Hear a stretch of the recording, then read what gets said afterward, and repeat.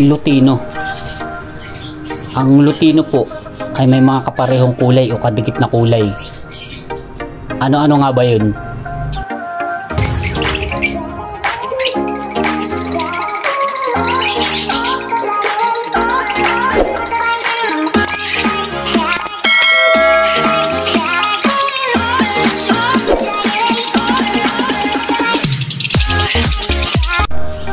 Welcome back po muli sa aking YouTube channel. Ang aking YouTube channel sa ngayon ay may subscriber na 5 o 4. So nakakatuwa at nakakalahati na tayo bago tayo ma-monetize. Kasi 1,000 subscriber ang dapat na subscriber ng isang YouTube para ma-monetize. And then meron din akong Facebook page. Ito naman po ang pangalan, Lovebirds at iba pa. Same lang din po ng pangalan ng YouTube channel ko. Papalo na rin po at saka pa-subscribe. So ayun nga, balik tayo sa Lutino. Ano nga ba ang mga kakulay pa ng ibon na ito? Sa mga color yellow na ibon, napakarami pa pong ibon na ang kulay ay kulay dilaw. Ang ibibigay ko pong sample ay yung halos kadikit na kulay ng Lutino, o halos hindi na sila magkaiba. Pero may mga palatandaan po na ibang klaseng ibon po. Kaya doon po sa mga newbie, dapat po ay alam nyo ito kung anong klaseng ibon para hindi po tayo maligaw o maloko. Anong ibon nga ba ang halos kadikit na kulay ng Lutino?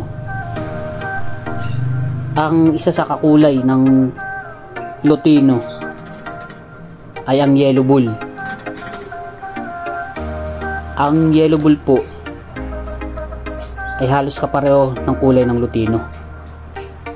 Kung titingnan nyo po ang mabuti, ang yellow bull ay halos walang pinag-iba sa Lutino.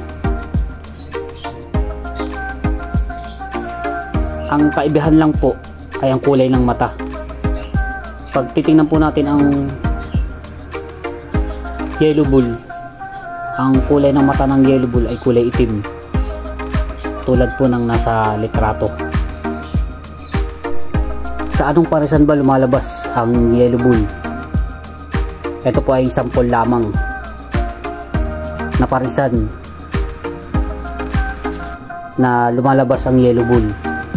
Ito po yung green fisher, cock, at saka yellow pastel na hen. Pag pinagbangga po natin yan, maaari na pong maglabas ng yellow bull yan. Ang ilalabas pong magiging anak ng parisan na green fisher at saka yellow pastel hen ay green fisher, yellow bull, or yellow pastel. Sa parisan na green fisher at saka yellow pastel, maaari na po tayong makapagpalabas ng yellow bull. Ano po? Kaya kung kayo po ay bago, sadyang may kalituhan talaga. Pero ang lagi lang po ninyong tatandaan ay ang kulay lang po ng mata. Sa mata nyo makikita na yun pala Lutino, yun pala yellow bull. At isa pa sa kakulay ng Lutino ay ang Lutino Opa. Ang Lutino Opa naman ay mas madaling makilala o mas madaling malaman na siya ay isang Lutino Opa, sapagkat ang kulay po ng ulo niya ay pulang-pula po. At pag tinignan po natin ang kanyang buntot naman,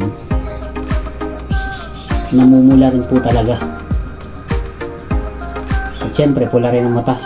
Ang kulay naman ng paa ng Lutino Opa ay pinkish, sa kulay po ng Lutino rin.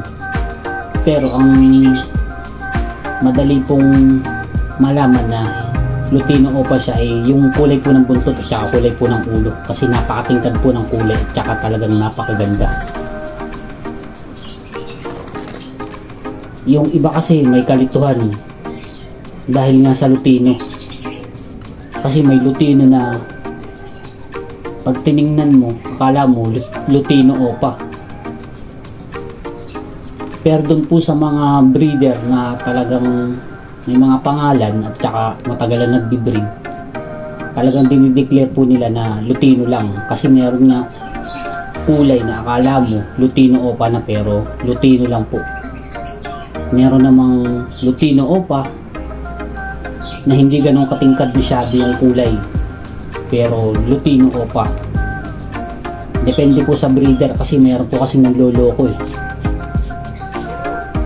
Kasi ang kulay ng Lutino maganda na yan, matingkad na yan, pero mas matingkad po ang kulay ng Lutino Opa o mas matapang ang pagkakakulay ng ulo o pagkakapula at saka pagkakapula ng buntot.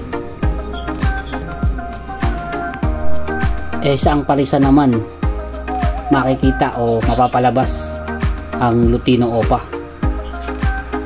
ay basta po career po ng